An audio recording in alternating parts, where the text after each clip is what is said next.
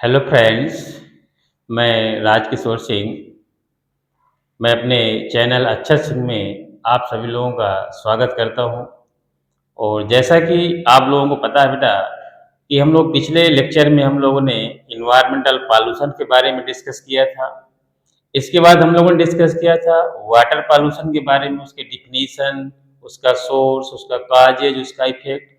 आज हम लोग उसी के आगे बढ़ते हुए सीरीज में जो मुख्य हमारा टॉपिक है आज का, एयर पॉल्यूशन, वायु प्रदूषण। क्योंकि वायु का हमारे जीवन में बेटा, इसको हम लोग वायुदायिनी के रूप में मानते हैं। जब हमारा जन्म होता है, जब पहली सांस हम लेते हैं, वहीं से हमारा जीवन स्टार्ट होता है। और जब लास्ट हमारे जो जीवन का अंत होता है, जब वायु हमारे शरीर से निकल जाती है, तो हमारे जीवन का अंत हो जाता है। तो वायु की हमारे जीवन में बहुत बड़ा योगदान है बेटा। इसको हम लोग इसलिए आज बेटा हमारे वर्तमान की जो हमारे वातावरण या पर्यावरण की जो परिस्थिति है, बहुत ही दयनीय हो चुकी है। क्योंकि आज हम लोग श्वास लेने में या श्वसन करने में हमको बहुत बड़ी परेशानियों का सामना करना पड़ रहा है। क्योंकि आज वर्तमान में शहरीकरण, औद्योगिकरण हो जाने के कारण बेटा जो है, या हम लोग जो विकास कर रहे हैं, बिना सोचे समझे हम लोग विकास को आगे बढ़ाते चले जा रहे हैं, जिससे ज्यादा से ज्यादा प्राकृतिक संसाधनों का दोहन हो रहा है, या जीवाश्म ईंधनों को हम लोग जला रहे हैं, जिससे हमारे चारों तरफ वातावरण में वायु प्रदूषण उत्सर्जित हो रहे हैं, जिससे हमारी वायु क्या हो रही है, प्रदूषित हो रही है। इसलिए बेटा आज हमारा जो बहुत ही हमारे जीवन के लिए, हमारे समाज के लिए और हमारे वातावरण के लिए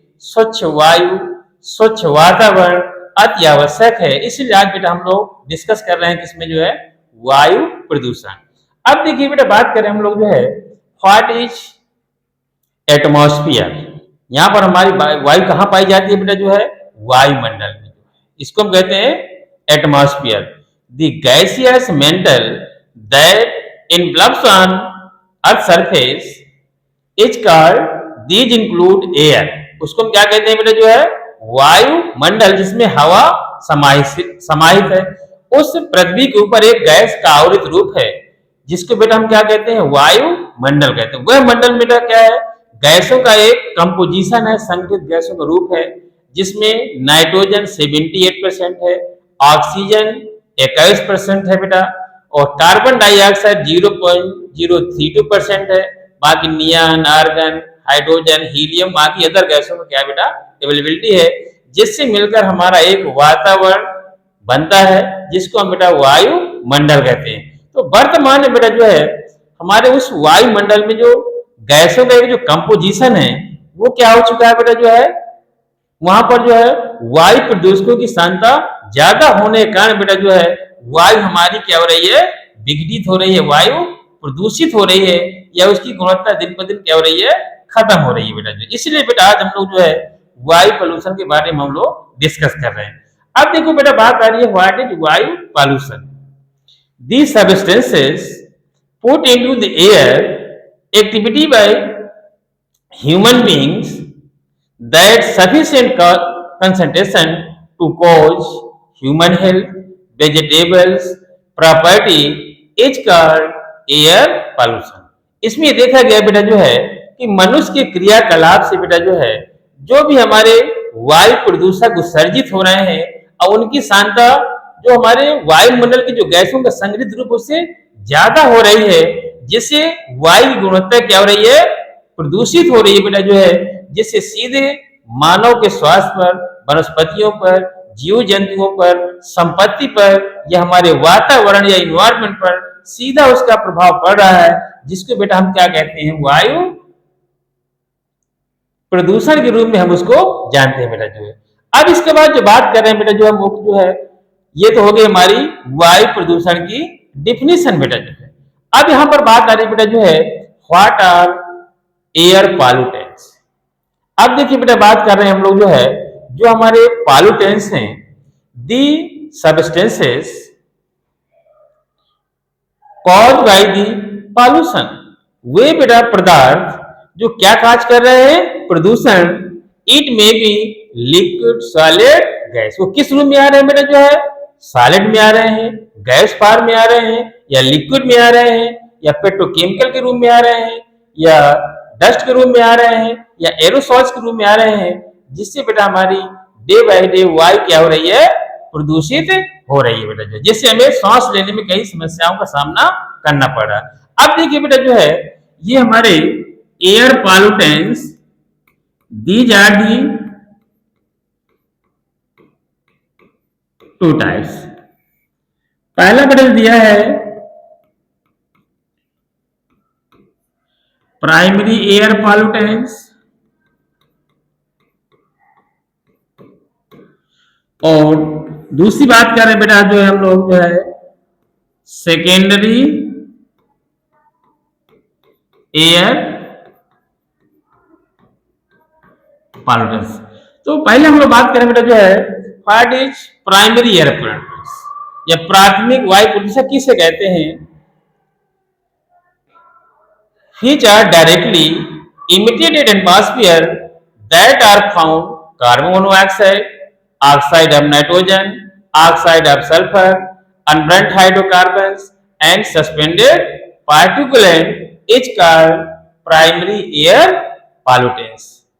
सेकेंडली बात करें बेटा हम लोग द्वितीय वायु प्रदूषक, what are secondary air pollutants.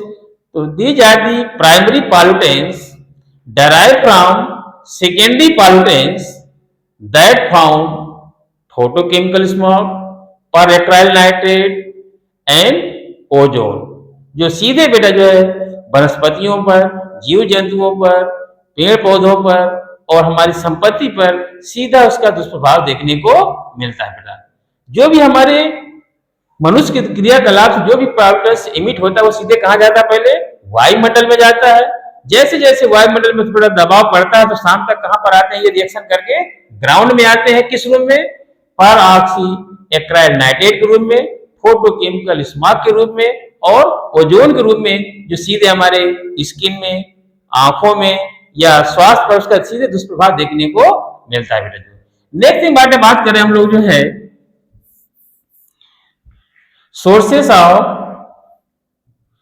Air pollutants, sources of air pollutants, these are the two types,